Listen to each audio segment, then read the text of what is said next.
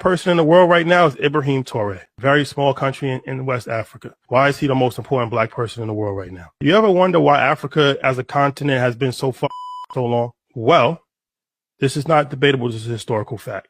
They colonize the country, right? As colonizing the country, they have rights to all of the natural resources. They pretty much have all of the power in the country.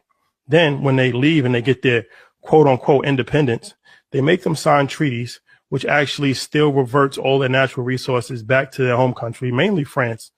Let's call it what it is. It's extortion. Exactly. For pennies. You should read the book Economic Hitman if you haven't read it. Confessions of the Economic Hitman. This is why leadership is important and government is important. When you have a leader that steps up and says, no, this isn't right.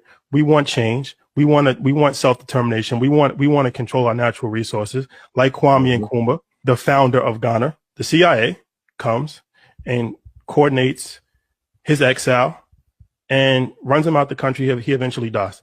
Or you have Patricia Lumumba in Congo, who was killed. Who do you think orchestrated his killing? And this isn't, in my opinion, this is a historical fact. This is no emotions. Yeah. That's why I'm taking my time with this, right? So what they do is that they come and they give you an option and they say, okay, you can sell out your country and give us the natural resources for cheap, and we'll make you very wealthy, you and your family. In perpetuity.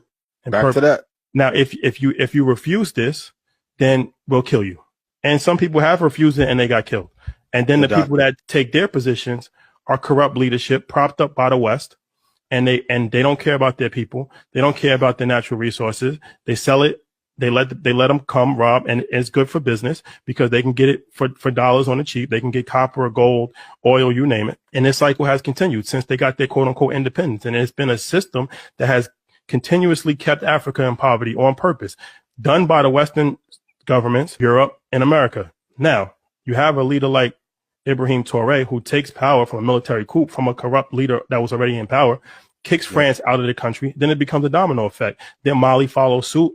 Then you have all of these other countries in West Africa that was colonies of France, kicking the French out, taking control of the natural resources, paying off their debt. Well, that's dangerous. If that's a model that can be followed and duplicated, now you no longer have this economic oppression that these countries are over. Now they can actually start to move forward. But we saw somebody else try to do this before and he didn't last.